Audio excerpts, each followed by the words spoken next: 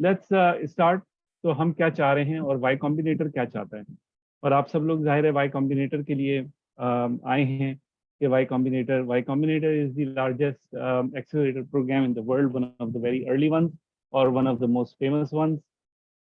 Y Combinator के अंदर entry का मतलब वर्ल्ड वाइड फेम कह लें आप, एक प्रमोशन है आपकी स्टार्टअप की, सारी दुनिया में उसकी रिकग्निशन है if you get accepted at Y Combinator. तो इस वजह से वाई कॉम्बिनेटर के पास बहुत सारे लोग आते हैं, वो अपनी स्टार्टअप पिच करते हैं। और पहले वाई कॉम्बिनेटर का प्रोग्राम टोटली इन पर्सन होता था, so you have to be in Silicon Valley. अब थोड़ा वो कोविड के बाद से you know they are more flexible और ज़्यादा बेहतर हो गया उनका program actually after during the pandemic and afterward. तो that opens up doors for a lot of more people जो पहले नहीं कर सकते थे। और दे ऑल्सो रिकग्नाइज, और अब उनका जो एप्लीकेशन प्रोसेस है it basically caters for international applicants and they are looking for international applicants. तो इस वजह से बेसिकली पाकिस्तानी स्टार्टअप्स, उनके लिए भी एक अपॉर्चुनिटी है। वाई कॉम्बिनेटर का बुनियादी मकसद है it's an accelerator program, which means के आपकी प्रोडक्ट बन के तैयार हो चुकी है, तो वाई कॉम्बिनेटर का प्रोग्राम आपको इंडस्ट्री के अंदर कस्टमर गेन करने में और ग्रो करने में बहुत फास्ट मदद करेगा। और ये एक ट्रेनिंग का प्रोग्राम होता है, आमतौर पे इसके अंदर ट्रेनिंग और मेंटरिंग दोनों होते हैं, जिसके अंदर आप अपना ग्रोथ का प्लान डेवलप करते हैं, सारी चीज़ें करते हैं। और उसके बाद एक डेमो डे होता है जिसके अंदर बड़े बड़े इन्वेस्टर्स आते हैं वाई कॉम्बिनेटर के। जाहिर सी बात है कि अराउंड बहुत सारे इन्वेस्टर्स हैं और उस डेमो डे में आप अपना ग्रोथ प्लान प्रेजेंट करते हैं, और उसकी बेस के ऊपर जो है वो जो इन्वेस्टर्स हैं वो डिसाइड करते हैं कि किस स्टार्टअप में उन्हें इन्वेस्ट करना है। और आमतौर पे जाहिर है कि if you are accepted in Y Combinator there is a level of trust already establish, so उससे काफ़ी आसानी होती है पैसे रेज करने में। तो पहली बात ये कि अगर आप अपनी स्टार्टअप के बहुत ही अर्ली स्टेज पे आप अप्लाई फिर भी कर सकते हैं, आपको मना नहीं करते वाई कॉम्बिनेटर वाले, but that may not be their sweet spot, so just keep that in mind. Number two, उनको वाई कॉम्बिनेटर ऐसे आइडियाज की तलाश में हैं जो क्या कहते हैं अपना ग्रो कर सकते हो बहुत फास्ट, स्केल जो आसानी के साथ हो सकते हैं।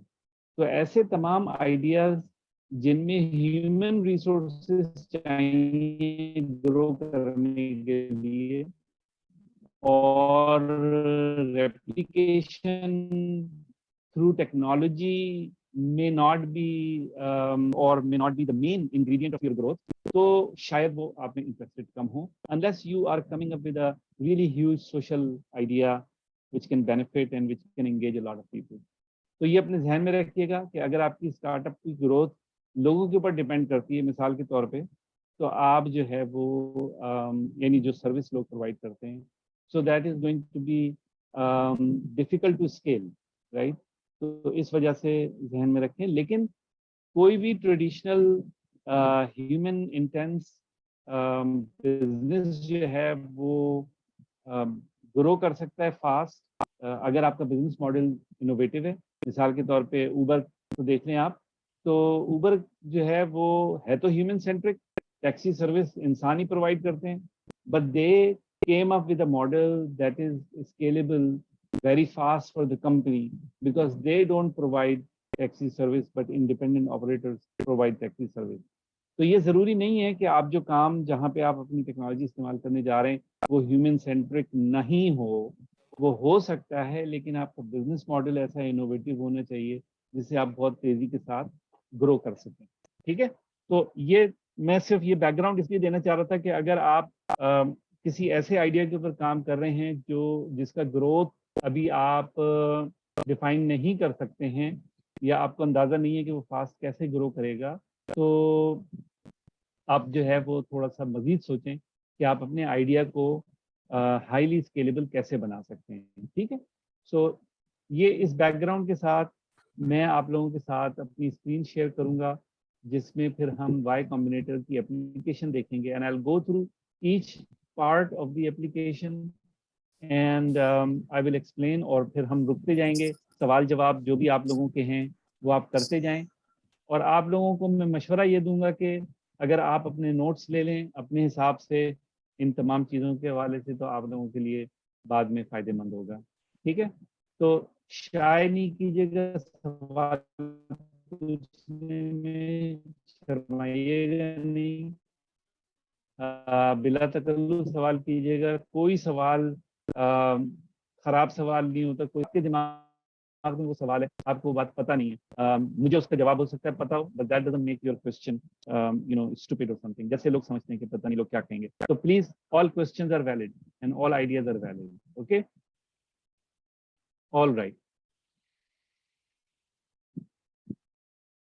तो जब आप वाई कॉम्बिनेटर की साइट पे जाएंगे तो आपका वाई कॉम्बिनेटर apply.ycombinator.com, इस पे जाके आपको पहले रजिस्टर करना पड़ेगा। So you just register with your email address और with however you would like, and once you get registered you will be able to go inside, and when you go inside you will be able to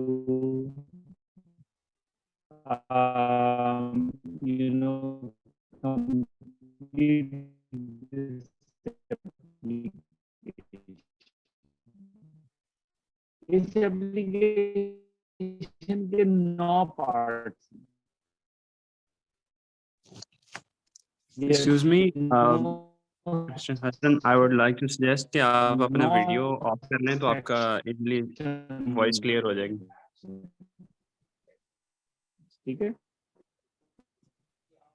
और ये 9 section. Sir Hasan, आपकी आवाज break हो रही है sir, आप एक दफा अपना कनेक्शन चेक कर लें। हर सेक्शन में आपने दो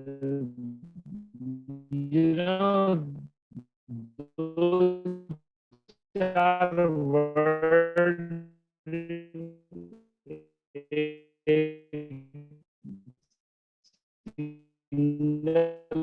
लाइन में नहीं जवाब दें।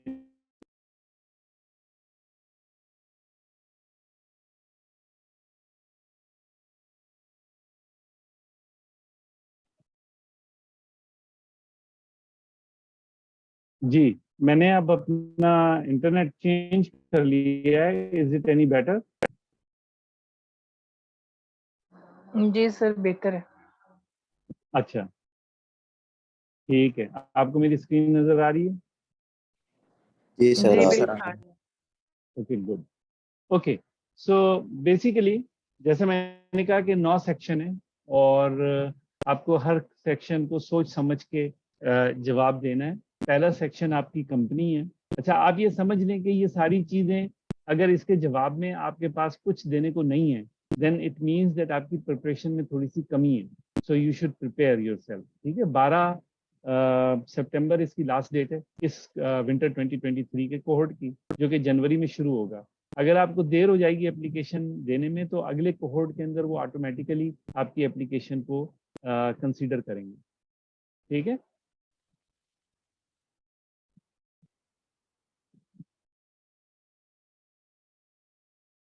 ओके। अगर मेरी आवाज कहीं पे भी ब्रेक हो रही हो तो जमीला प्लीज आप इमीडिएटली मुझे बताइएगा। ओके जी श्योर सर।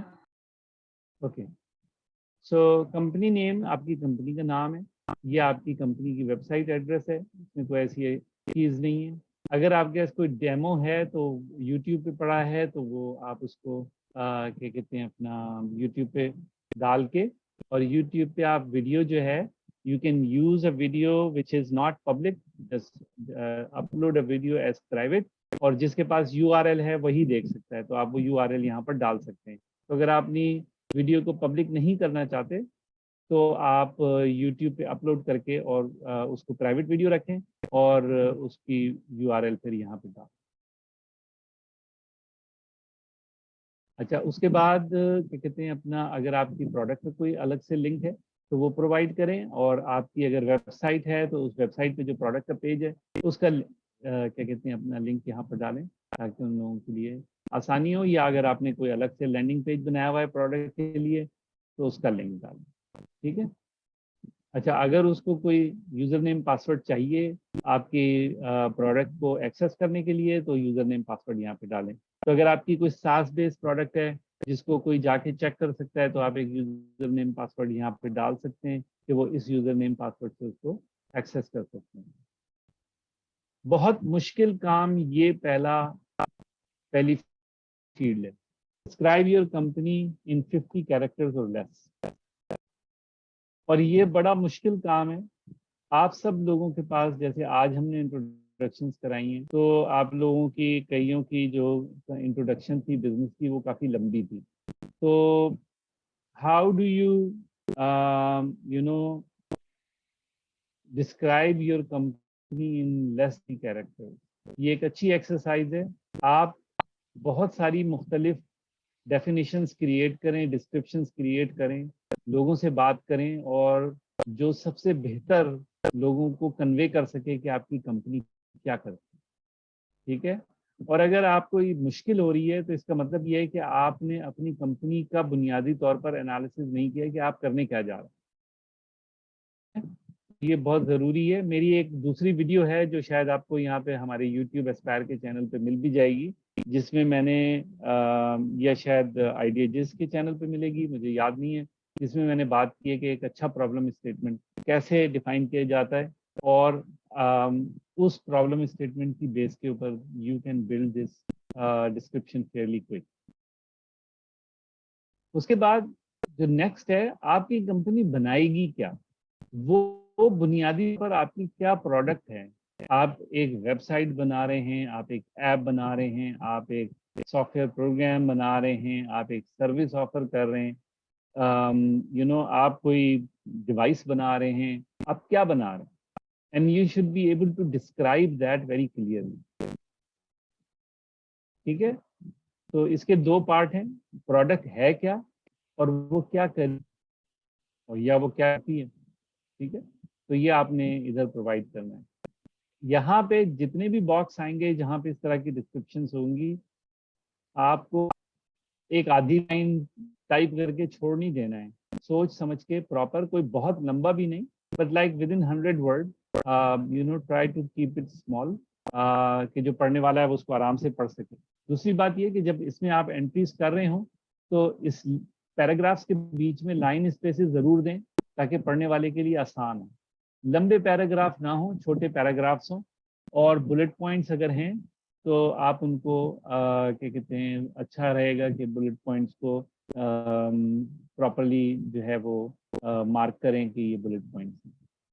कभी कॉपी पेस्ट के अंदर फॉर्मेटिंग खराब हो जाती है, तो आप ज़रूर इसको चेक करें, स्पेलिंग ज़रूर चेक करें। अगर आपके पास ग्रामरली लोड नहीं है तो ग्रामरली लोड कर लें, and it works really really well, और आपको काफ़ी उसका फ़ायदा हो जाएगा। आप कहाँ रहते हैं, यहाँ पे आपका सिटी का नाम और उसके आगे कंट्री। तो अगर आप कराची रहते हैं तो Karachi comma Pakistan. Personal email address. पहली बात यह कि वाई कॉम्बिनेटर फाउंडर को मानता है जिसका किसी कंपनी के अंदर 10% या उससे ज़्यादा का शेयर हो। तो अगर कोई आदमी एप्लीकेशन फिल कर रहा है और वो फाउंडर नहीं है, तो वो एक्सेप्ट नहीं होगी। तो प्लीज़ मेक श्योर कि आप जो है, जो भी फिल कर रहा है आपका वो फाउंडर है, और आपका जो पर्सनल ईमेल एड्रेस है, not the company email address, वो आपने यहाँ पे देना होगा, आपका जीमेल का, याहू का, जो भी है। फोन नंबर इंटरनेशनल फॉर्मेट में आएगा, तो +92 वट एवर, और वो नंबर दें जिस पे आपका व्हाट्सएप चलता है। जिस पे व्हाट्सएप नहीं चलता वो नंबर ना दें। ठीक है। तो ये तो था पहला पार्ट कंपनी का। उसके बाद फाउंडर्स। फाउंडर्स में आपने बताना है कि आपके कितने फाउंडर्स हैं। और मैंने कहा फाउंडर की डेफिनेशन ये है कि वो तमाम लोग जो 10% या उससे ज़्यादा इक्विटी रखते हैं या रखेंगे, यानी उनका वेस्टिंग एग्रीमेंट है और वेस्टिंग के अंदर उनके पास एक प्लान है कि जिसके ऊपर उनकी इक्विटी होगी, सो दे आर कॉल्ड फाउंडर। ठीक है। तो कितने फाउंडर्स हैं, आप जब ये भरेंगे यहाँ पर कि जी 3 फाउंडर हैं, तो क्या कहते हैं, अपना 3 फाउंडर उनको पता पड़ जाएंगे कि ये हैं। तो आपने यहाँ पे जो है पहले उसके अंदर फाउंडर्स में अनलिस्टेड, आपको क्या कहते हैं, अपना यूट्यूब की वीडियो पे 1 मिनट की वीडियो बनानी पड़ेगी जो आप या वो फाउंडर अपने बारे में बता रहा है। और सॉरी, मैंने अर्लियर प्राइवेट कहा था, प्राइवेट नहीं, अनलिस्टेड वीडियो। ऊपर भी मैंने जो प्रोडक्ट के डेमो की बात की थी वो भी अनलिस्टेड वीडियो होनी चाहिए, प्राइवेट नहीं। प्राइवेट कोई नहीं देख सकता, सिर्फ आप देख सकते। ठीक है जी। ये फाउंडर है जो अपने बारे में बात कर रहा है। ठीक है, so founder is talking about who they are, what's their background, why they want to work on this idea, whatever. कितने फाउंडर हैं वो आपने। अब how far along are you, तो how far along are you basically आपने startups की terms में सोचना है। अगर आपके पास सिर्फ आइडिया है और आपने अभी प्रोडक्ट डेवलपमेंट पे काम नहीं शुरू किया है, तो आप फार अलोंग में कहेंगे it is just an idea right now and we haven't started working on the minimum viable product. अगर आपकी मिनिमम वायबल प्रोडक्ट डिजाइन कर ली आपने लेकिन अभी डेवलपमेंट का काम नहीं शुरू किया है, तो आप कह सकते हैं कि MVP design in consultation with customer feedback and development hasn't started और हैज स्टार्टेड और development is half way through, तो और और development is close to completion. तो इस तरह उनको ये पता चल जाएगा कि आप जो हैं वो MVP डेवलपमेंट के फेज में हैं, उसमें आप कहाँ पर। अगर आपकी MVP डेवलप हो गई है, जो कि एक आइडियल टाइम है वाई कॉम्बिनेटर के लिए के अप्लाई करने के लिए, तो आप कहेंगे कि MVP develop with n number of customers already using the product and more customers are approached or are being acquired or whatever. तो जो आप प्रोडक्ट बना चुके हैं अब उसमें आप कहाँ पर हैं। जाहिर है प्रोडक्ट बनाने के बाद आपका पर्पस तो यही है कि आपने कस्टमर लेकर ला चुके हैं। अगर आपने MVP डेवलपमेंट में कस्टमर अपने साथ शामिल किए थे तो आपको पास 2-4 कस्टमर तो होने ही चाहिए जब आप, फिर उसके बाद और मजीद कस्टमर्स आपके पास आ रहे। उसके बाद जो अगला क्वेश्चन है वो बहुत इंपॉर्टेंट है कि आप इस पे कितने अरसे से काम कर रहे थे और उसमें से कितना वक्त जो था वो फुल टाइम पे था। वो ये जानना चाहते हैं कि आप कितने कमिटेड हैं अपनी स्टार्टअप पे। ठीक है, तो दिस इज़ वेरी इंपॉर्टेंट कि आप और इस सवाल का सही जवाब दें कि आप कितने अरसे से अपनी स्टार्टअप पे काम कर रहे हैं। ठीक है, फिर इसके बाद ये सिंपल है कि लोग आपका सवाल, आपकी प्रोडक्ट यूज़ कर रहे हैं या नहीं कर रहे हैं, क्या आपके पास रेवेन्यू है या नहीं। तो अगर आप कहेंगे कि है, यूज़र इस्तेमाल कर रहे हैं, तो वो आपसे एक्टिव यूज़र्स या कस्टमर्स पूछेंगे और उनमें से कितने पे कर रहे हैं और उनमें से कौन सबसे ज़्यादा पे कर रहा है और उसने कितने पे किए। और अगर आपका रेवेन्यू है तो ये मंथ बाय मंथ, ये 6 महीने का आपको उनको रेवेन्यू देंगे। ठीक है, अगर आपके पास रेवेन्यू मल्टीपल सोर्सेज से आता है तो आपने यहाँ पे सोर्स ए, सोर्स 1, सोर्स 2, सोर्स 3 और उसकी परसेंटेज आपने देनी है कि रफली सोर्स ए से 5% आता है, 20% सोर्स बी से आता है। तो एक उनको ब्रेक डाउन पता चल जाएगा कि आपका जो रेवेन्यू आप बता रहे हैं वो किन किन उससे आ रहा है, तरीकों से आ रहा है। आइडियली आपकी कंपनी की रेवेन्यू से सोर्स जो है वो एक ही होनी चाहिए, एक ही प्रोडक्ट होनी चाहिए आइडियली, लेकिन जाहिर सी बात है कि there could be add on services and things like that, तो वो इसके लिए है। ऐसा नहीं है कि आपकी कंपनी 10 मुख्तलिफ काम कर रही हो तो वो बिल्कुल ही उनको लगेगा कि ये कंपनी जो है वो सीरियस नहीं है अपना बिजनेस करने। ठीक है, उसके बाद वो आपसे पूछेंगे कि आपका मार्जिन क्या है, व्हाट आर योर मार्जिन। आपके मार्जिन जो हैं वो बेसिकली आपकी पहले एक प्रोडक्ट है जिस रेवेन्यू पे आप ऑफर कर रहे हैं, तो फर्ज करेंगे कि आप अपनी प्रोडक्ट 100 रुपये पे बेच रहे हैं। उसके बाद उसकी फिक्स कॉस्ट है, सॉरी डायरेक्ट कॉस्ट है, और डायरेक्ट कॉस्ट वो है जो उसको सेल करने में आपको खर्च हो रही है। अगर वो सेल होगा तो खर्च होगी, सेल नहीं होगा तो नहीं खर्च होगी। उसके अंदर कॉस्ट ऑफ गुड्स सोल्ड है और कॉस्ट ऑफ सर्विसेज सोल्ड है। तो जो सर्विस देने में कॉस्ट आई या जो प्रोडक्ट बनाने में कॉस्ट आई। अब अगर आपका सॉफ्टवेयर है तो जाहिर सी बात है कि आपकी कॉस्ट ऑफ गुड्स या कॉस्ट ऑफ सर्विसेज सोल्ड तो तकरीबन जीरो ही होगी कि अगर आप सॉफ्टवेयर क्या कहते हैं अपना प्रोविजन कर रहे हैं सर्वर के ऊपर। तो लेकिन बहरहाल उसकी भी एक लिमिट होती है कि कितने लोग एक सर्वर के ऊपर काम कर सकते हैं, तो उसकी क्या कॉस्ट आएगी आपको पर यूज़र, वो आपको पता होनी चाहिए। तो यहाँ पे वो ये समझना चाह रहे हैं कि आपकी प्रोडक्ट और आपकी कॉस्ट जो उस प्रोडक्ट को सर्व करने के अंदर आती है वो उसका कितना परसेंटेज है, और इससे उनको पता चलता है कि आपका प्रॉफिटेबिलिटी जब आप स्केल करेंगे तो आप कहाँ पहुँच सकते हैं। ठीक है, तो ये जितना ज़्यादा इनको आप डिटेल प्रोवाइड कर सकेंगे, पहले एक सिंपली 1 और 2 लाइन्स के अंदर समरी दें और फिर उसके बाद नीचे ब्रेक डाउन, ताकि उनकी समझ में आए कि आप जो कॉस्ट है वो कोई बस ऐसे ही आपने एस्टिमेट नहीं लगा लिया है, बट यू नो एग्जैक्टली कि एक एक कंपोनेंट उस कॉस्ट का क्या होगा। अच्छा, उसके बाद यहाँ पर तक की जो है ना 5 सेक्शन हो गए हैं, 4 सेक्शन हो गए हैं प्रोग्रेस। ठीक है, अब आप मुझे ये बताइए यहाँ तक कि आप लोगों के दिमाग में कुछ सवालात हैं इससे पहले कि मैं आगे जाऊँ। मैं चैट भी नहीं देख रहा था।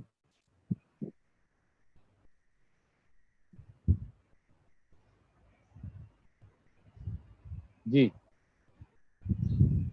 जी, अब्दुल सत्तार बोलिए। सर मेरा एक क्वेश्चन ये है कि अगर फाउंडर ही एक हो, यानी कि अभी मैं स्टार्टअप खुद ही चला रहा हूँ, तो एक वन मेंशन करेंगे या उसकी कोई है कि मोर देन वन होनी चाहिए? नहीं नहीं, मोर देन वन तो नहीं होनी चाहिए। जाहिर है कि आप एक हैं तो आप ही करेंगे, लेकिन आपको अपने आप से सवाल करना चाहिए कि आप एक क्यों हैं, क्योंकि वाई कॉम्बिनेटर देखिएगा इसको कि आप जो हैं वो अकेले ही जा रहे हैं, और एक स्टार्टअप को सीरियसली एक्सेलरेट करने के लिए एक आदमी नहीं कर सकता काम। ठीक है ना, तो ये आपको सोचना पड़ेगा कि आप एक ही क्यों हैं। ठीक है। अच्छा sir, I have one question. जी जी। अच्छा, मुझे ये पूछना था कि आइडियली जैसे आपने कहा कि जी प्री सीड वाले जो स्टार्टअप होते हैं जो आइडिया स्टेज पे हैं, तो क्या उनको, बिकॉज उनके पास तभी वो रेवेन्यू स्ट्रीम नहीं होगी, उनके पास वो कॉस्ट ऑफ गुड्स सोल्ड का इतना नंबर नहीं होगा, या कस्टमर की इतनी डिटेल्स नहीं होंगी, तो आप क्या समझते हो कि उनको अप्लाई करना चाहिए, या यू फील कि नहीं, उन्हें पहले प्रोडक्ट रेडी करके MVP टेस्ट कर लेना चाहिए फिर वो दोबारा इसके ऊपर करें अप्लाई? हाँ, अच्छा देखें, वाई कॉम्बिनेटर हर जगह पे एप्लीकेशन देने का भी एक एक्सपीरियंस होता है। ठीक है, तो पहली बात ये कि application for the sake of gaining the experience there is nothing wrong. मैं तो जितने भी लोग हैं इस कॉल के अंदर मैं सबको कहूंगा कुछ भी हो आइडिया किसी भी स्टेज के ऊपर एक एप्लीकेशन तो डाल दें, और कुछ नहीं है तो आपके कलम की आपके कलम की ताकत बेहतर हो जाएगी। ठीक है ना, लिखने नहीं, आपको सोच मिलती है, आपको आइडिया मिलता है कि अच्छा इस पैटर्न में भी आपने सोचना है कि जो इंटरनेशनल इदारे हैं वो इस तरीके से चेक करेंगे, जो आपने नहीं किया होता लोकली, आपको वो अवेयरनेस नहीं होती। तो you are very rightly pointed out, thank you. Absolutely. तो लेकिन अब आपका जो मेन सवाल है मैं उसके जवाब दे देता हूँ कि पहली बात ये कि वाई कॉम्बिनेटर डिस्करेज नहीं करता अर्ली स्टेज आइडियाज को, बल्कि अभी आगे आएंगे तो आप देखिएगा कि वो कह रहे हैं कि अगर और भी आइडियाज हैं आपके पास तो वो भी बताएं, हो सकता है कि वो आइडिया ही हम ढूंढ रहे हो। ठीक है, तो ऐसा नहीं है कि क्या कहते हैं अपना वो सिर्फ लेट स्टेज आइडियाज पे, लेकिन आमतौर पे ये बहुत ही एक्स्ट्रा ऑर्डिनरी जब होता है ना, और एक्स्ट्रा ऑर्डिनरी के अंदर जो अर्ली स्टेज आइडियाज होते हैं ना उसके अंदर बहुत बड़ा फैक्टर फाउंडर के एक्सपीरियंस का होता है, उसके एक्सपोजर का होता है। तो कि जब आप जाके कह रहे हैं कोई बात कि आपने 30 साल एक इंडस्ट्री में काम किया और अब आप एक टोटली डिसरप्टिव कोई चीज लेकर आ रहे हैं, तो आपकी बात की ज्यादा वैल्यू है बनिस्बत इसके कि एक यूनिवर्सिटी से स्टूडेंट निकला, अभी लाइफ एक्सपीरियंस भी कोई नहीं है, तो कोई रिसर्च उसने नहीं की, कुछ नहीं किया, तो चांसेस आर कि उसका जो आइडिया होगा वो बहुत सुपरफिशियल होगा, उसमें डेप्थ नहीं होगी। तो वो यकीनी तौर पर ये जरूर देखते होंगे, मेरा ख्याल है कि जो ये आइडिया लेकर आ रहा है वो खुद कौन है। सर इसमें एक सप्लीमेंट्री क्वेश्चन है, इफ यू अलाउ। जी जी जी जी बिल्कुल। कि एक जनरल इम्प्रेशन है कि अगर आपकी बाहर का एक्सपीरियंस है, एक्सपोजर है या एजुकेशन है एज अ फाउंडर, तो आपको कंपैरेटिवली ज्यादा एडवांटेज या वेटेज मिलता है इस तरह के वाई कॉम्बिनेटर या एनी इंटरनेशनल जो भी इस तरह के फर्म्स या एक्सीलेटर्स होते हैं। क्या ये सही नहीं, है? बिल्कुल बिल्कुल ऐसा नहीं है। अभी हमारी एक कंपनी मेरे ख्याल में हार्वर्ड के उसमें इंक्यूबेशन में एक्सेप्ट हुई है। कोई ऐसा नहीं है, पाकिस्तानी है वो। इसी तरह हमारा एक और स्टार्टअप तकद्दम में लास्ट ईयर आया, वो भी पाकिस्तानी है। बिल्कुल यकीनन बिल्कुल वो बिल्कुल फाउंडर उसका सऊदी बॉर्न था, मतलब यानी he was Pakistani born in Saudi, तो वो आप कह सकते हैं। अच्छा, लेकिन ये जरूरी है कि आपको अपनी बात कन्वे करनी आती है। अगर आप अच्छे से अपनी वेरी बात राइट, को वेरी कन्वे राइट। कर सकते हैं तो ये आपका हैंडीकैप नहीं होना चाहिए। और खास तौर पे वाई कॉम्बिनेटर में तो आई डोंट थिंक वो लोग इस तरह सोचते होंगे। तो सर ये तो बिल्कुल आपने ठीक। मार्जिन की बात की है, मार्जिन में क्या हम सिर्फ एक फिगर देंगे या फिर मार्जिन में हम कह सकते हैं जी कि हम ये सर्विसेज चार्जेस हैं, ये हमारे जो है ना रॉ मटेरियल्स में है, तो मार्जिन हमें जितना प्रॉफिट मार्जिन हो रहा है वो लिखना है परसेंटेज में? जी जी, बेसिकली जितना डिटेल आप दें उतना अच्छा है उनको, ताकि उनको ये यकीन हो कि आप अपनी प्रोडक्ट के इनसाइड आउट आपको पता है और कोई चीज़ें छुपी भी नहीं है आपसे जो कि बाद में आपको बाइट करें। ठीक है ना? तो लिहाजा आपने आपको ये समझना पड़ेगा कि वाई कॉम्बिनेटर का मकसद है आपकी कंपनी को तेजी से बढ़ाना। ठीक है? तो तेजी से बढ़ाने के लिए अगर आप अपनी प्रोडक्ट को ही अभी सही तरह नहीं समझे हैं, उनके मार्जिन्स को ही सही तरह नहीं समझे हैं, तो आप अभी तेजी से बढ़ाने के लिए रेडी नहीं हैं। तो इट्स एन इम्पॉर्टेंट क्वेश्चन कि आप इसका सही से जवाब दें और डिटेल में जवाब दें। जी ठीक है? अच्छा जी, उसके बाद हम आ जाते हैं आपके आइडिया के ऊपर।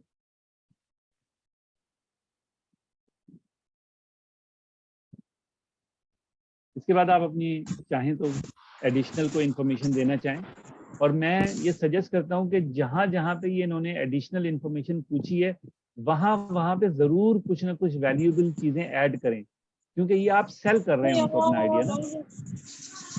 तो जहां आपको एक्स्ट्रा जगह मिल रही है वहां पे आपके पास सेलिंग पॉइंट आप डाल सकते हैं वहां पे।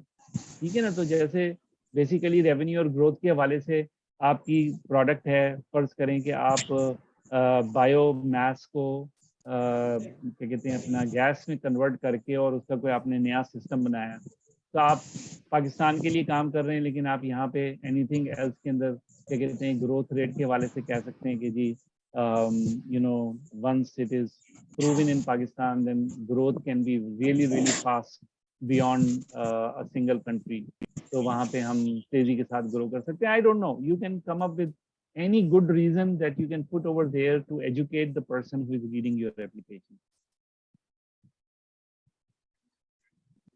अच्छा जी, उसके बाद अगर आप इसी आइडिया पे पहले अप्लाई कर चुके हैं और दोबारा कर रहे हैं वाई कॉम्बिनेटर में, तो आपको ये जरूर बताना पड़ेगा कि अब क्या चीज चेंज हुई है।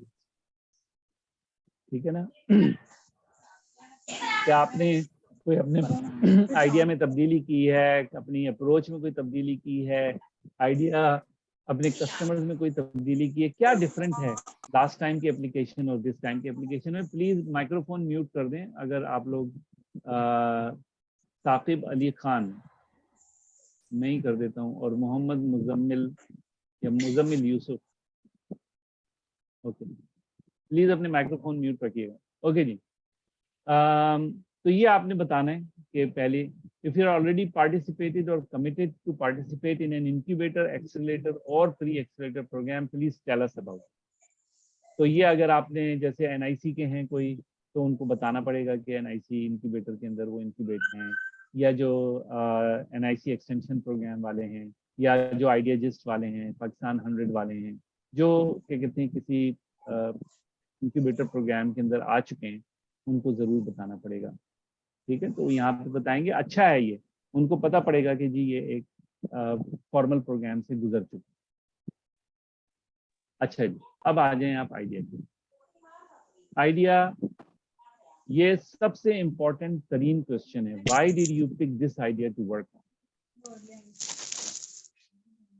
अगर मैं अपने सारे स्टूडेंट्स को जो हमारे बूट कैंप में भी आते हैं, मैं उनसे कहता हूँ सबसे पहला सवाल ही आपको अपने आप से करना चाहिए कि मैं क्यों कर रहा हूँ इस आइडिया पे काम, व्हाई। और खाली ये आइडिया कि मैंने एक अपॉर्चुनिटी देखी और मैंने इस आइडिया पे काम करना शुरू कर दिया is not enough. You have to have a very strong emotional personal reason to work on an idea.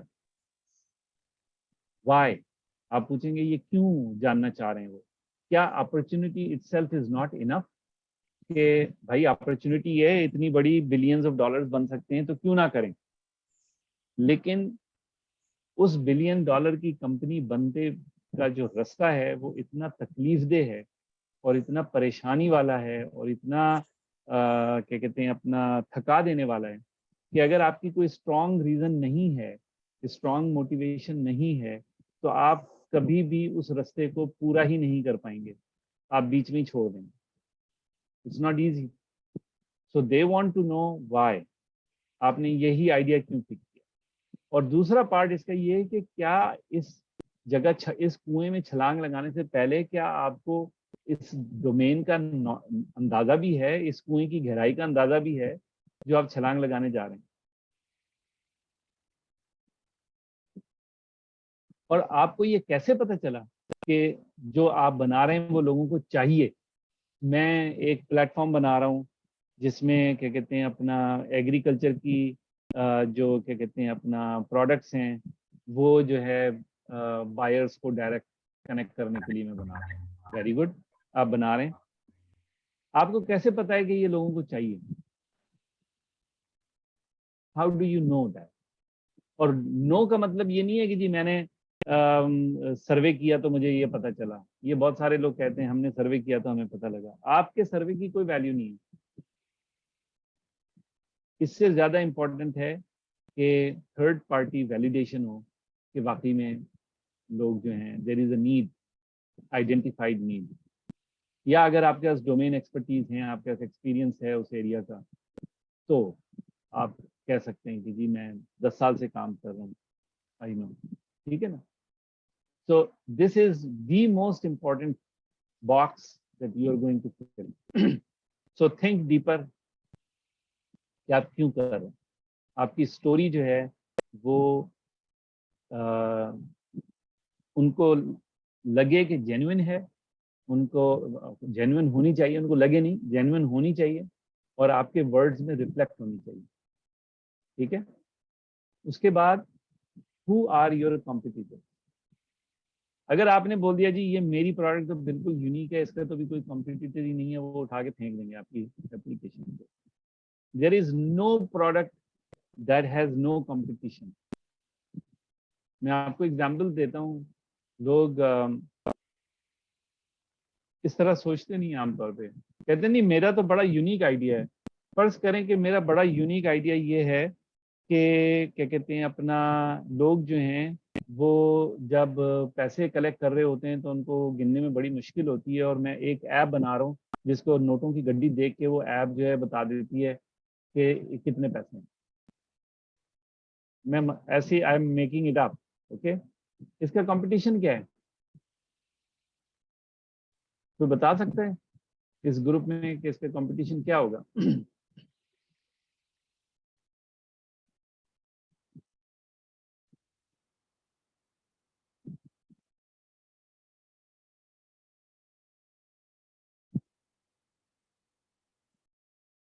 नहीं, आप लोगों को ख्याल है ये तो बड़ा यूनिक आइडिया लग रहा है।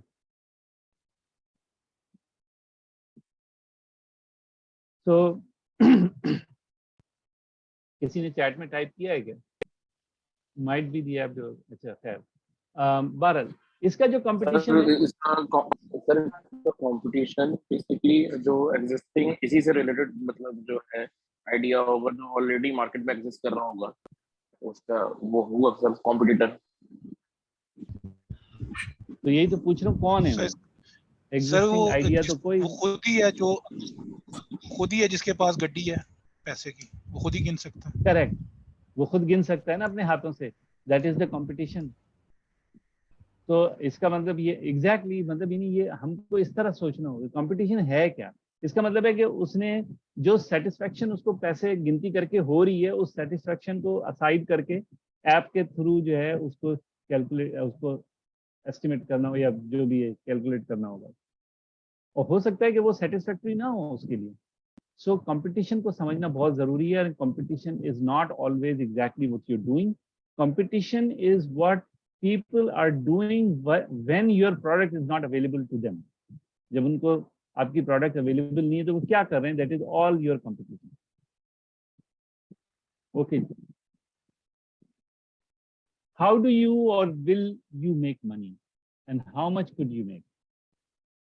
ये बहुत इंपॉर्टेंट इस वजह से है कि इस सवाल का जवाब देने के लिए आपको अपना कस्टमर और अपना मार्केट का साइज पता होना जरूरी है। तो सबसे पहले हाउ डू का मतलब ये है कि आप पैसे कैसे बनाएंगे। तो अगर सब्सक्रिप्शन है तो थ्रू सब्सक्रिप्शन, अगर सेलिंग है of licenses and selling of licenses, अगर क्या कहते हैं अपना मर्चेंडाइजिंग है तो थ्रू मर्चेंडाइजिंग, अगर आप सामान बेच रहे हैं तो what ever that may be, you know, you have to first tell how you will make money, that is your business model, and then how much could you make money, कितनी बना सकते हैं। कितनी बनाने का ताल्लुक इस बात से है कि आपकी मार्केट का साइज क्या है। अगर मार्केट का साइज आपने नहीं बताया हुआ तो कोई भी इंक्यूबेटर जो है या एक्सेलरेटर आपको समझेगा कि आप तैयार नहीं। ये नहीं वो एक्सपेक्ट कर रहे हैं कि आपको प्रिसाइजली पता होगा, लेकिन जब आप मार्केट साइज से अपना एस्टिमेट बताएंगे कि ये मार्केट है, ये पाकिस्तान की मार्केट है, ये दुनिया भर की मार्केट है, इस मार्केट की ये ग्रोथ है, इस वक्त मैं जिस चीज़ को कर रहा हूँ उसके अंदर ये कंपटीशन आपने पहले बता दिया हुआ है, तो लिहाजा मैं ये एक्सपेक्ट कर रहा हूँ कि इतना मार्केट शेयर में ग्रैब करूंगा। So I am expecting within the next 5 years we will make this much money, या 3 years या व्हाटएवर।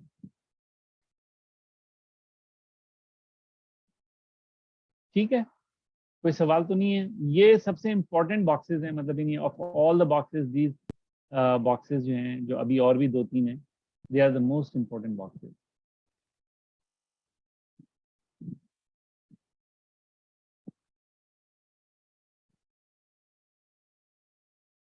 ओके,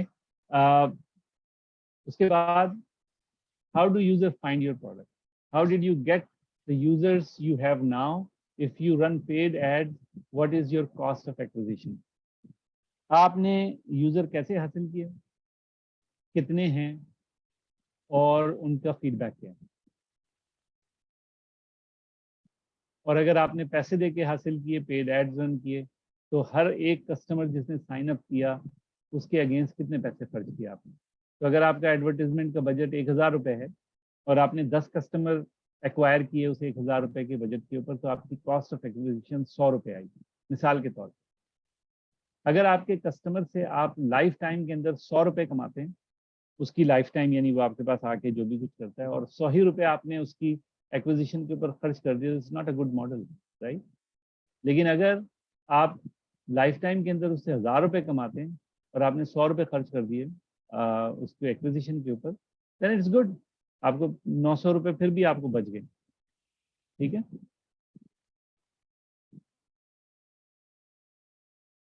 उसके बाद if you track metrics around user engagement and retention, what are they. ये भी बहुत important है। खाली यही नहीं होता कि कितने लोगों ने आपकी साइट पे रजिस्टर कर लिया, बहुत सारे लोग रजिस्टर हो सकते हैं।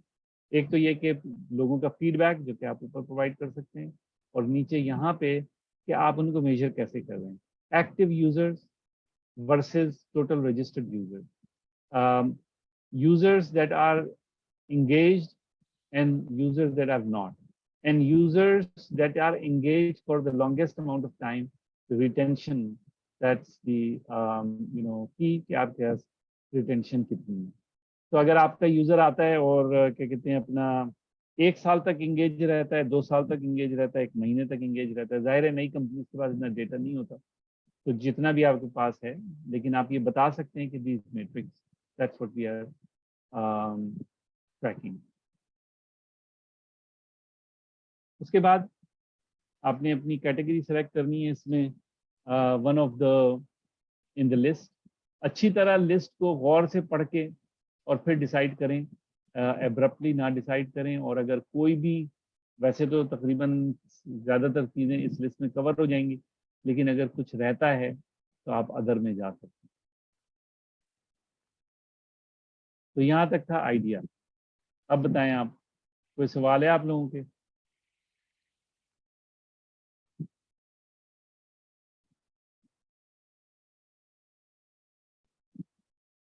क्या बात है, आप लोग तो लगता है सब तैयार थे सारे, आप लोगों के पास सारी क्या कहते हैं? सर मेरा एक क्वेश्चन है जी जी बोलें। अब फर्ज करें मैंने अपनी प्रोडक्ट 10 लोगों को यानी 10 कस्टमर्स को दी है, साइन अप करवाया है, जो कि ट्रायल बेस पे लगा लें या उसको अभी फीडबैक पे है, तो उनको मैं क्या मेंशन करूंगा कि ये पेड में है या अनपेड रेवेन्यू केस में? अगर वो पे कर रहे हैं तो पेड है, और अगर वो नहीं कर रहे हैं तो अनपेड है। तो अनपेड है तो अनपेड मेंशन करूंगा कि 10 कस्टमर्स हैं, हाँ, लेकिन उसका रेवेन्यू अनपेड है, अनपेड। बिल्कुल। जब तक कि पैसे उन्होंने दिए नहीं आपको, जब तक कि तो वो अनपेड है, ट्रायल में है, जो भी आप उनको कह लें, तो दे आर अनपेड। हाँ, अगर ऐसे हैं वो भी खैर मुश्किल है, लेकिन ऐसा भी होता है ना कुछ जगह के ऊपर आप ट्रायल स्टार्ट कर देते हैं, लेकिन आपने क्रेडिट कार्ड जमा करा दिया होता है ऑलरेडी, तो पेमेंट की ट्रांजैक्शन होगी होती है, लेकिन with in the time frame you can cancel your subscription and get your money back. तो उसको आप पेड कहेंगे कि आपने पैसे ले लिए, लेकिन अगर आपने पैसे लिए नहीं है तो आप उसको पेड नहीं करते। नहीं, उनके साथ अभी सर मेंशन यही है कि वो जो है ट्रायल बेस पे है। हाँ, तो फिर वो फिर अभी पेड नहीं है। जी ठीक। और सर एक दूसरा क्वेश्चन कि टाइम का इशू तो नहीं है कि कितने मंथ से लाइव के लिए इतना मंथ से का ड्यूरेशन होना चाहिए? वो आपके मैट्रिक्स है ना, वो आपके मैट्रिक्स हैं, आप क्या मैट्रिक्स इस्तेमाल कर रहे हैं। तो आप कह सकते हैं कि क्या कहते हैं अपना, जैसे आप यहाँ पे बात हो रही ना, अब अगर आप सोचना शुरू करें, एक है कस्टमर रजिस्ट्रेशन, कितने कस्टमर आके रजिस्टर हो गए, ना पैसे दिए ना कुछ किया, ठीक है। फिर एक्टिव यूजर्स या एक्टिव कस्टमर्स, वो जो कुछ कर रहे हैं, इंगेजमेंट है जिनकी कोई, ठीक है ना। फिर कितने अरसे तक की वो कर रहे हैं, कितने अरसे से खामोश बैठे हैं, तो फिर आप उनको एक्टिव नहीं कहेंगे। मिसाल के तौर पे अगर लास्ट 30 डेज कोई एक्टिविटी नहीं है तो दे आर इनएक्टिव यूजर्स, या लास्ट 90 डेज अगर कोई एक्टिविटी नहीं है तो they are inactive users. You know what I mean? तो आपने डिसाइड करना है और आपने ये मैट्रिक्स यहाँ पे डिफाइन करना। सर जो विदाउट पे ही हैं, अनपेड हैं अभी, लेकिन वो हमारे एक्टिव ही होंगे, राइट? हाँ हाँ बिल्कुल, अगर वो रजिस्टर्ड हैं, कुछ एक्टिविटी कर रहे हैं, काम कर रहे हैं, तो yes of course they are active. Thank you. अच्छा जी, तो ये था आइडिया। उसके बाद लीगल का ये है कि आपने कंपनी बनाई है या नहीं, ठीक है। तो जब आप यस करेंगे तो वो आपको लीगल एंटिटी की डिटेल आपसे पूछेगा। तो अगर पाकिस्तान में की है तो आप कहेंगे SECP registered limited liability company या private limited company, you know whatever. तो आपको बताना पड़ेगा कि आपकी कंपनी कहाँ पे रजिस्टर है, और रजिस्ट्रेशन का SECP का नंबर, NTN का नंबर, व्हाटएवर। अगर आपने किसी को स्टॉक इशू किए हैं इन्वेस्टर्स को या नहीं किए हैं अभी तक की, तो ये आपने बताना है कि हाँ मेरे कुछ इन्वेस्टर्स हैं, उनको मैंने स्टॉक इशू किए। अगर आपने क्राउड फंडिंग से पैसे रेज किए हैं तो उधर आप यस करेंगे, अगर नहीं किए तो नो करेंगे। अब आपने यहाँ पर बताना है कि हर फाउंडर की कितनी इक्विटी है, और ये वेस्टिंग के स्केड्यूल के साथ जो फाइनल इक्विटी है वो बतानी है। यानी अगर किसी की वेस्टिंग स्केड्यूल है उसका 2 साल का और उसका 15% इक्विटी दे रहे हैं, तो यहाँ पे 15% आएगी। तो आप लिखेंगे यहाँ पे कि CEO 10%, यू नो, या 15%, CFO क्या कहते हैं अपना 10%, व्हाटएवर। तो ये सब की यहाँ पे लिस्ट होगी फाउंडर की और उनके टाइटल की। मैं तो क्या कहते हैं आमतौर पे प्रेफर करता हूँ स्टार्टअप्स को, कहता हूँ कि CFO CTO ये वाले टाइटल्स ना दें। आप खाली मार्केटिंग लीड, क्या कहते हैं अपना फाइनेंस लीड और इस तरह कर लें या कोई और टाइटल्स कर दें, लेकिन बहरहाल आपकी मर्जी है। बहरहाल लेकिन सीईओ का टाइटल फिर भी सीईओ का ही रहेगा, क्योंकि लीड फाउंडर है, who is basically responsible to execute all the things. Anyways, तो ये आपने हर फाउंडर की इक्विटी यहाँ पे रखनी है। अगर एम्प्लॉयज की है इक्विटी तो सिर्फ पूल का साइज बता दें, आपको अलग अलग एम्प्लॉयज बताने की जरूरत नहीं है, तो आप सिर्फ कह सकते हैं एम्प्लॉयज 5% इक्विटी या 10% इक्विटी।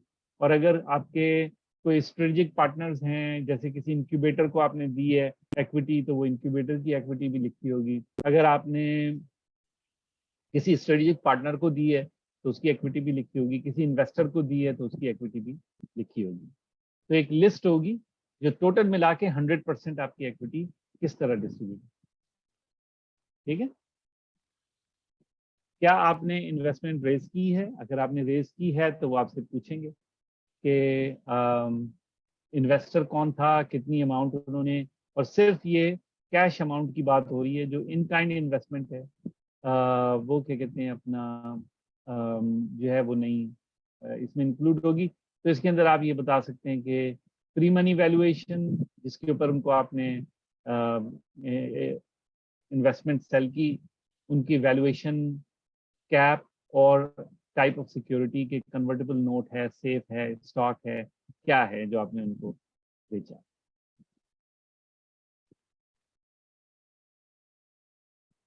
कितने पैसे रेज किए, आपका बर्न रेट क्या है, अभी कितने हर महीने पैसे खर्च हो रहे हैं। अब बैंक में सब कैसे पैसे हैं, तो बैंक में जितने पैसे हैं उसको हर महीने के जो पैसे हैं उससे डिवाइड करेंगे तो आपके पास आ जाएगा कि आपके टोटल रनवे कितना है। तो अगर आप कह रहे हैं कि जी मेरे 5,000 रुपये महीने के खर्च हो रहे हैं और मेरे पास 50,000 रुपये बैंक में है, तो आपका रनवे 10 महीने का होगा। ठीक है, simple is that. Are you currently fund raising, क्या आप अभी रेज कर रहे हैं? अगर आप यस करेंगे तो वो आपसे पूछेगा कि कितने पैसे रेज कर रहे हैं, क्या करेंगे उस पैसे का। अगर पिच डेक है तो उसका लिंक भी डाल सकते हैं इसमें आप, so you can provide them more information. अगर आप कोई और स्पेशल किसी को आपने शेयर्स दिए हैं, मिसाल के तौर पे कोई क्या कहते हैं अपना किसी के साथ आपने कमिटमेंट्स की हुई हैं जो कि फॉर्मल नहीं है, तो वो भी यहाँ पे डाल सकते हैं। तो अदर इंफॉर्मेशन जो आपकी कंपनी की है यहाँ पे आप दे सकते हैं। उसके बाद आपके इनिशियल यूजर, आप कहाँ से काम शुरू कर रहे हैं उस कंट्री का नाम। ठीक है, उसके बाद आपके फाउंडर्स जो हैं उन्होंने किसी के साथ नॉन कम्पीट और इंटेलेक्चुअल प्रॉपर्टी एग्रीमेंट तो साइन नहीं किया हुआ जो इस कंपनी के बिजनेस से ओवरलैप करता हो, और अगर है तो उसको उसकी डिटेल देनी पड़ेगी कि वो कैसे क्या कहते हैं इन्फ्रिंजमेंट से या violation of that non compete से बचेंगे। तो अगर किसी ने साइन किया हुआ है कि मैं क्या कहते हैं अपना नॉन कम्पीट किसी कंपनी से, लेट्स से कि वो कार रेंटल की कंपनी है और उनके साथ उन्होंने नॉन कम्पीट साइन किया हुआ है, और नॉन कम्पीट साइन करने के बाद अब वो कंपनी छोड़ के अपनी कार रेंटल कंपनी बना रहे हैं, तो that is the violation of that agreement. लेकिन ये कि अगर वो कार की जगह ट्रक रेंटल कंपनी बना लेते हैं मिसाल के तौर पे, then there is an explanation कि जी ये ट्रक रेंटल कंपनी है, ये कम्पीट नहीं करती कार रेंटल कंपनी।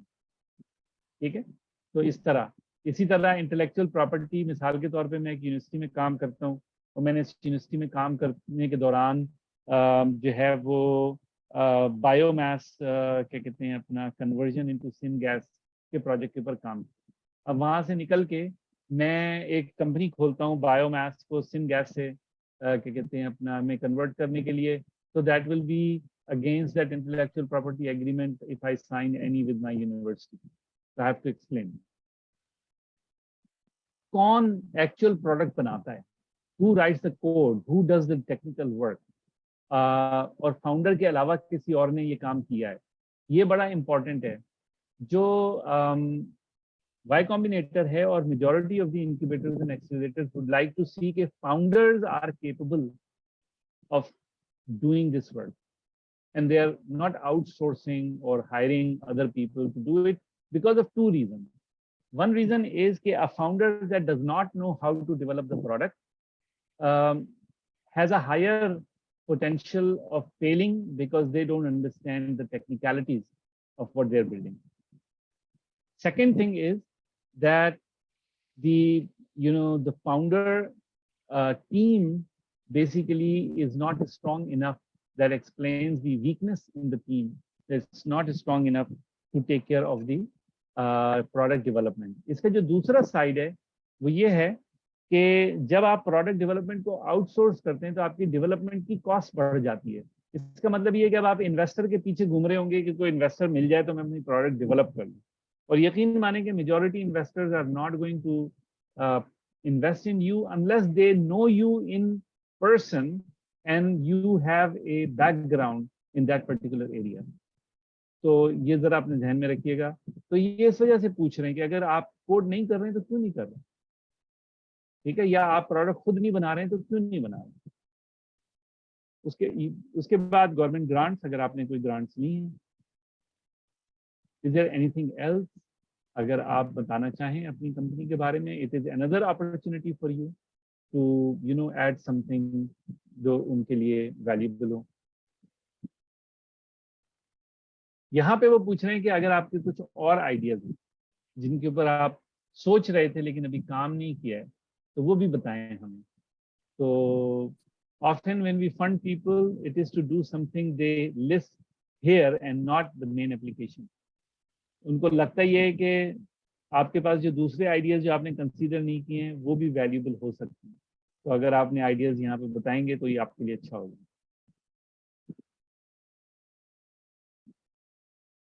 और दैट इज समथिंग सरप्राइजिंग और अम्यूजिंग। आप अपना काम करने के दौरान आपने क्या ऐसी चीज सीखी, क्या ऐसी चीज आपके लिए सरप्राइज थी या अम्यूजिंग थी जो आपने during this journey of a startup. This tells them about your personality. ये बहुत इंपॉर्टेंट सवाल है इस पॉइंट ऑफ व्यू से कि ये आपकी पर्सनैलिटी की एक झलक उनको दे रहा है कि आप किस तरह चीजों को देखते हैं। तो थिंक थ्रू कि आप क्या उनको बता रहे हैं। उसके बाद दो चीजें, क्यूरियस का मतलब ये है कि ये इन सवालों के जवाब में आपकी एप्लीकेशन मुतासिर नहीं होगी, लेकिन इनका जवाब जानना वो चाह रहे हैं कि आपने क्यों वाई कॉम्बिनेटर में एप्लीकेशन दी और आपने वाई कॉम्बिनेटर की एप्लीकेशन के बारे में कहाँ से सुना। ये दो सवालों के जवाब, मतलब हर कोई जानना चाहता है कि आखिर how are they getting their customers, तो वो उसके बारे में जानना। That's it. ये है पूरी एप्लीकेशन। मैं अब पॉज करता हूँ, अगर आप लोगों के सवालात हैं तो I am here to answer all the question, जब तक कि आपके सवालात हैं, जब तक कि मैं इधर हूँ। बताइए जी Abdul Sattar. Thank you very much sir. आप दूसरा एक क्वेश्चन ये है कि मेरा ये फर्स्ट एक्सपीरियंस है लाइफ का इस तरह किसी भी इसमें स्टार्टअप में ना करने का। तो मुझे कुछ चीज़ें जो है उसमें आइडिया जो है जैसे लीगल आ गया है और अबाउट द आइडिया है, या जो उसकी अपना इक्विटी वगैरह हमने डिफाइन करनी है, इसमें थोड़ी सी हेल्प दरकार होगी कि किस तरह हम इसको कर सकते हैं। बिकॉज मेरे बैकग्राउंड जो है वो डेवलपमेंट प्लस प्रोजेक्ट मैनेजमेंट में रहा है और इन चीज़ों में थोड़ा सा मैं लैग करता हूँ, तो अगर मुझे इसमें हेल्प आप प्रोवाइड की जाए। अच्छा, आपकी आवाज़ कट गई थी अब्दुल सत्तार मेरे लिए, लेकिन मुझे ये समझ में आया कि आप कह रहे हैं कि आपका लाइफ एक्सपीरियंस इतना ज़्यादा नहीं है और इसमें कुछ सवालात लीगल के हवाले से हैं जो आप जवाब नहीं दे सकते, राइट? जी सर, जी आइडिया नहीं है मुझे इसके बारे में, इक्विटी वगैरह है, क्योंकि मेरा मोस्टली एक्सपीरियंस और जो है वो बैकग्राउंड है मेरा डेवलपमेंट से और प्रोजेक्ट मैनेजमेंट साइड से। तो इस तरह के स्टार्टअप में मैं फर्स्ट टाइम अप्लाई कर रहा हूँ। तो पहली तो बात ये, जल्दी ना करें अप्लाई करने में, अगले कोहोर्ट में कर दीजिएगा, नंबर 1। नंबर 2, प्रिपेयर करें अपने आप को।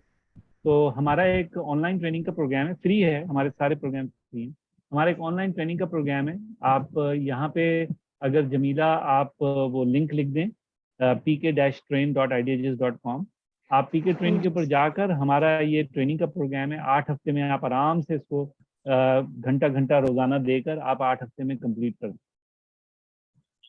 ठीक है, तो आप जी ठीक है उसको, ये वीडियोस हैं and they just cover जी all the topics that are important for you to understand this language. ये लैंग्वेज का जो बड़ा बैरियर होता है कि आप किसी जी जगह पे, आप स्टार्टअप की एक लैंग्वेज है, अब वो जी आपको बिल्कुल पता भी हो वो बात, लेकिन आपको वो लफ्ज नहीं पता कि यार इसका क्या मतलब है। जी तो बिल्कुल ये ऐसे जो हमारी ट्रेनिंग है, ये इसीलिए दुनिया की I think one of the most use training in the world.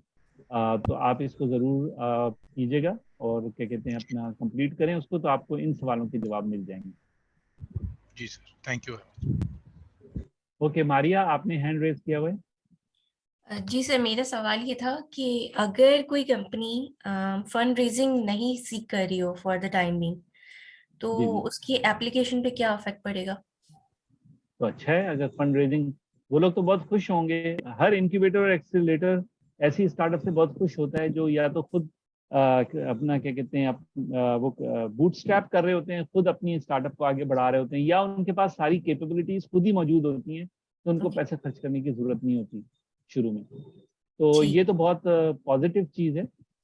देखें जितनी भी इनोवेटिव स्टार्टअप्स हैं, they go through a phase called valley of death. जी, वैल्यू ऑफ डेथ वो टाइम है जब उनके पास पैसे खर्च हो रहे होते हैं, आ नहीं रहे होते। राइट, तो वो पैसे खर्च कहाँ हो रहे होते हैं? वो पैसे खर्च हो रहे होते हैं लोगों की सैलरीज देने में, प्रोडक्ट डेवलप करने में, ये मार्केटिंग की प्लानिंग में, इन चीजों के अंदर। राइट, और अगर टीम के पास उसकी कैपेबिलिटी खुद मौजूद हो तो वो पैसे खर्च नहीं होते, या जी, फिर टीम इतना बिलीव करती है अपने आइडिया के ऊपर कि वो खुद अपने पैसे डालने को तैयार हो।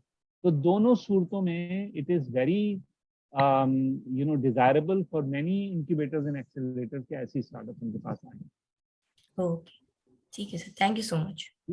You welcome. अवैस, आपने हाथ रेज किया। जी सर, मैं ये जानना चाह रहा था कि एक सर्विस बेस अगर कोई कंपनी है कि जो सर्विस प्रोवाइड करती है, तो उसके लिए हम मार्जिन क्या प्रेजेंट कर सकते हैं? कि सपोज हमारा जो है, हम अगर हमने $200 चार्ज किए हैं, तो वो 200 हमारे इनकी लाइक प्रॉफिट है कि वो हमारी सर्विस चार्जेस है, उसमें हमारी कॉस्ट नहीं आ रही, हमारा टाइम लग रहा है और हमारी स्किल्स यूज हो रही हैं, लेकिन उसमें कोई हार्डवेयर कॉस्ट नहीं आ रही, तो उसको हम मार्जिन को क्या हम 100% ही प्रेजेंट कर सकते हैं? बिल्कुल भी नहीं। हर सर्विस को प्रोवाइड करने के लिए जो ह्यूमन सेंट्रिक सर्विसेज हैं, उसमें कोई इंसान चाहिए, और उस इंसान की एक मार्केट वैल्यू है, उसकी एक सैलरी है जो मार्केट के अंदर दी जाती है। अब अगर उस बंदे को आपने हायर किया है ऑन द जॉब, यानी वो सिर्फ जब जॉब होती है तो काम करता है, तो आप उसको कुछ आवरली रेट देते हैं। और अगर आपने उसको एम्प्लॉयमेंट में हायर किया है तो आपकी फिक्स कॉस्ट बन गई है, मतलब यानी आप को हर सूरत में उसकी सैलरी देनी ही देनी है। ठीक है, तो आमतौर पे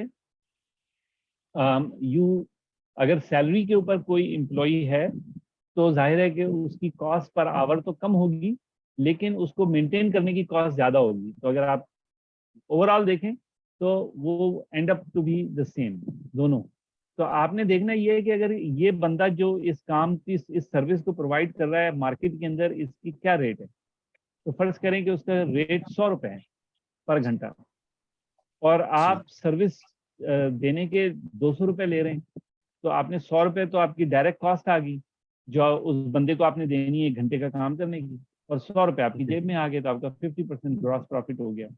आमतौर पे जो बिजनेसेस ह्यूमन सेंट्रिक होते हैं और ऐसी सर्विसेज प्रोवाइड करते हैं, उनका 70% तक जो है जो कॉस्ट ऑफ गुड या कॉस्ट ऑफ सर्विसेज सोल्ड 70% तक हो जाती है। 100 रुपए अगर वो कमा रहे हैं तो 70 रुपए तो उसके जा रहे हैं जिस बंदे ने काम। सही। तो अगर इन केस के वो फाउंडर खुद ही सर्व कर रहा है, वो सर्विस प्रोवाइड कर रहा है, फाउंडर जो है, अब तो उसकी हम इस तरह से कैलकुलेशन कर सकते हैं? देखिए, फाउंडर अगर कोई सर्विस प्रोवाइड कर रहा है, अपना टाइम बेच रहा है। पहली तो बात ये कि it is not an innovative startup.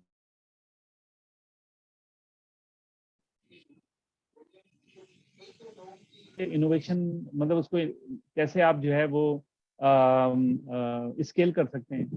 फिर तो आपको बहुत सारे मजदूर चाहिए होंगे दिहाड़ियां लगाने के लिए, ठीक है ना। तो आपको सोचना पड़ेगा कि आप जो बिजनेस करने जा रहे हैं वो बिजनेस किस तरह इनोवेटिव है और किस तरह वो स्केल होगा। अगर तो वो इस तरह है कि आप सर्विस दे रहे हैं, आप अपना टाइम दे रहे हैं, आप उससे पैसे कमा रहे हैं, तो ऐसे तो बहुत सारे लोग हैं। बिल्कुल सही। ओके देन यानी कि हम अगर उसको एक्सपेंड करना चाह रहे हैं तो एक्सपेंशन के लिए हमें जो मैन पावर रिक्वायर्ड है, उसके जो रिसोर्सेज रिक्वायर्ड हैं, वो हमारी कॉस्ट होगी, डायरेक्ट कॉस्ट होगी, और जो हमें से प्रॉफिट आ रहा है वो हमारा ग्रॉस प्रॉफिट है, उसको हम एज मार्जिन मेंशन कर सकते हैं। एग्जैक्टली। तो जो पैसे आपने उनको पर आवर देने हैं, वो आपकी कॉस्ट है, और जो पैसे आप पर आवर कलेक्ट कर रहे हैं वो आपका रेवेन्यू है, और दोनों में डिफरेंस आपका प्रॉफिट या लॉस है। Okay sir, thank you. अगर फाउंडर वही टाइम दे रहा है तो फाउंडर को भी वही चार्जेस होंगे। एग्जैक्टली ऐसे। Thank you sir. ओके जी, no problem. Anybody else?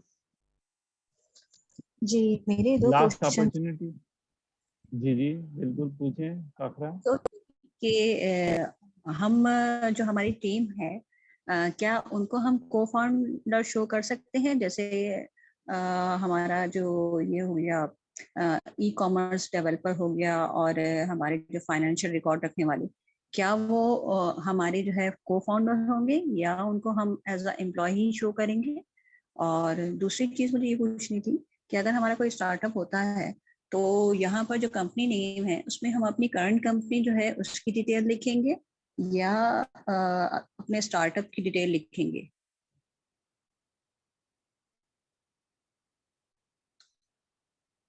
Hello जी फाखरा, जो आपका सवाल का पहला पार्ट था वो मैं नहीं सुन सका, जरा उसको आप दोबारा रिपीट कर देंगी?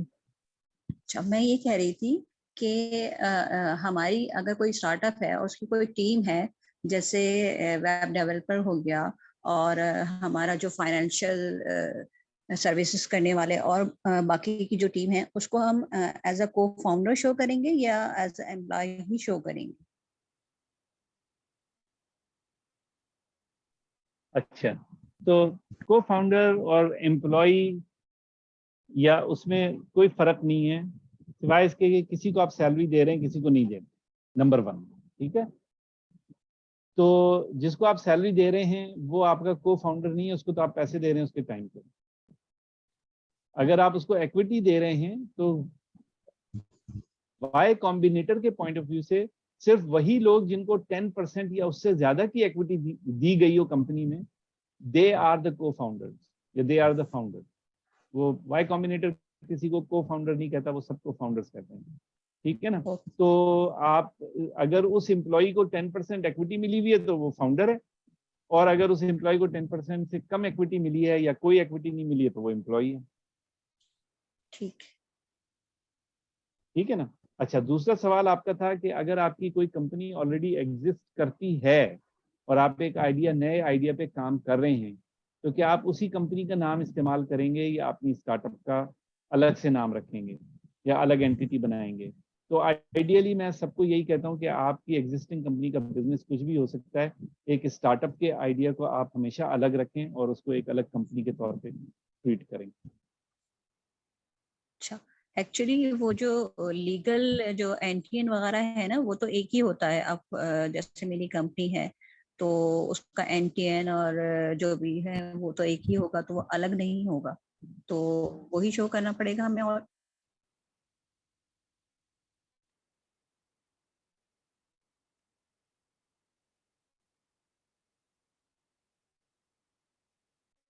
आप देखें, ये हर एक की अपनी अपनी सिचुएशन होती है और इसके पीछे काफी सारा कॉन्टेक्स्ट चाहिए होता है, और इसका जवाब आमतौर पे एक लीगल एडवाइजर ही दे सकता है। मेरे जैसा आदमी तो जाहिर सी बात है कि बिल्कुल बेसिक सी बात बता सकता है आपको।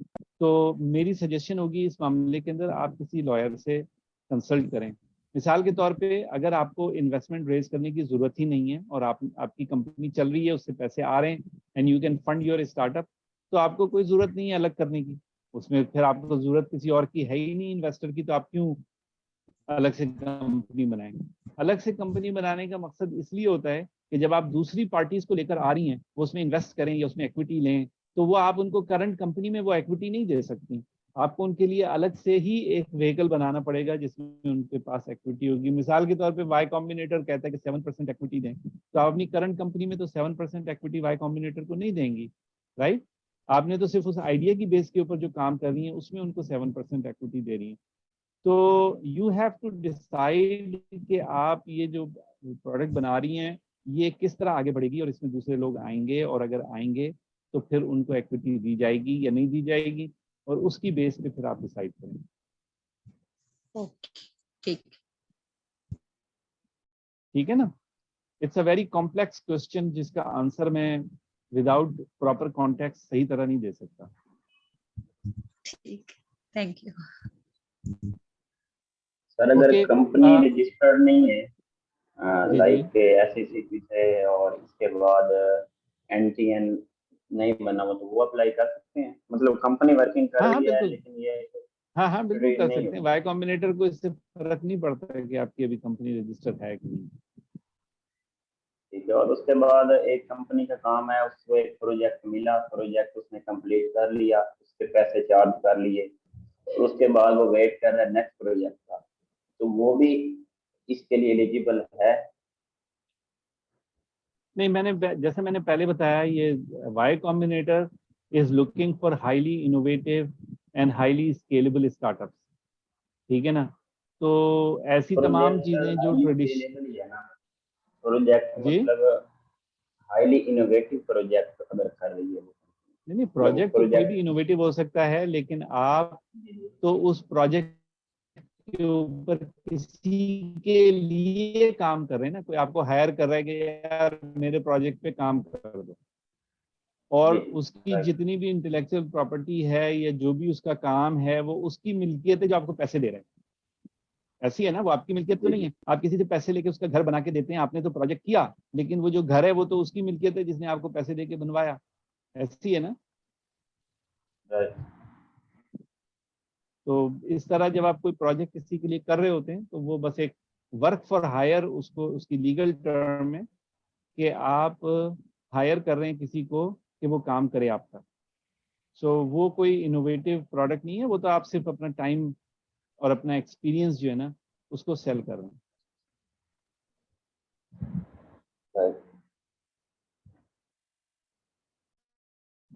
Okay guys, any other question? Otherwise will and this call.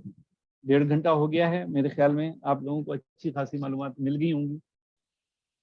Feedback ज़रूर दीजिएगा, आपके पास फीडबैक का ईमेल आएगा, तो अगर हम फ्यूचर में इस तरह और इम्प्रूव कर सकते हैं उन चीज़ों को। ठीक है, thank you everyone, take care and good luck with your applications. कोई भी अगर एप्लीकेशन जमा करा रहा हो तो मुझे ज़रूर बताइएगा। ठीक है, अल्लाह थैंक यू हाफिज़। सर जी, इंशाल्लाह। थैंक यू, अल्लाह अल्लाह हाफिज। हाफिज। Thank you. अल्लाह हाफिज़। अल्लाह हाफिज़ सर।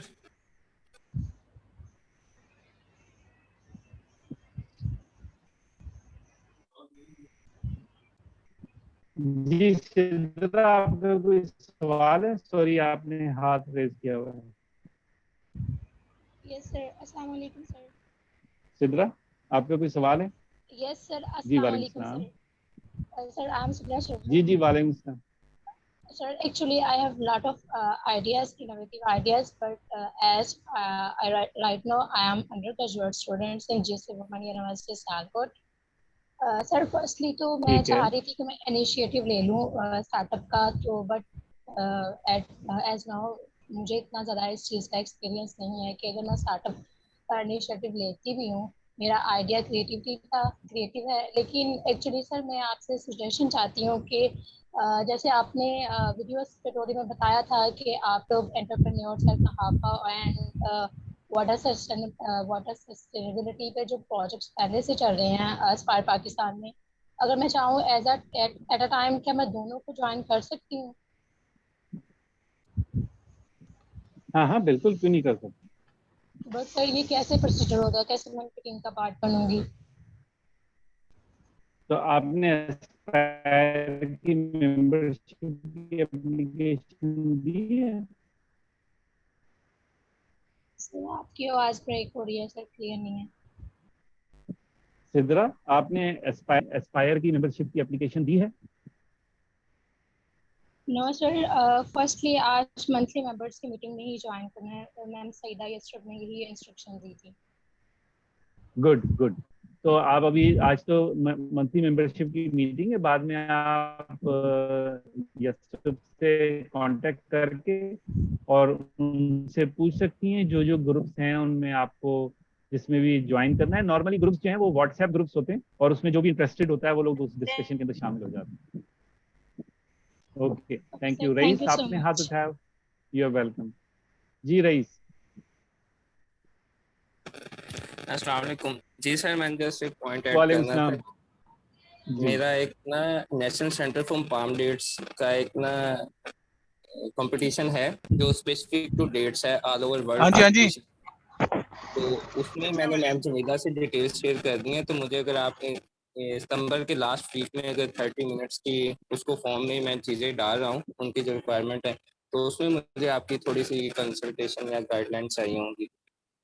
उसकी अच्छा, कैश आप प्राइस जो डेट्स कैंडी के ऊपर काम कर रहे हैं ना, आई सीरियसली डाउट कि वो वाई कॉम्बिनेटर जो है उसको एक्सेप्ट करेगा, क्योंकि इट्स अ वेरी ट्रेडिशनल कहते हैं अपना मैन्युफैक्चरिंग प्रोजेक्ट, राइट। इसमें कोई ऐसी इनोवेशन हो जो क्या कहते हैं प्रूवन। और दूसरी बात ये कि आपका जो प्रोजेक्ट है वो स्केलेबल नहीं है, इन द सेंस के यस आप ज़्यादा फैक्ट्रियाँ लगा के ज़्यादा बना सकते हैं, इसमें कोई शक नहीं है, लेकिन जो स्केलेबिलिटी क्या कहते हैं अपना इन लोगों के दिमाग में है वो ह्यूमन सेंट्रिक नहीं है। तो अगर आप फैक्ट्रियाँ लगाएंगे तो you will be dependent on you know human factor.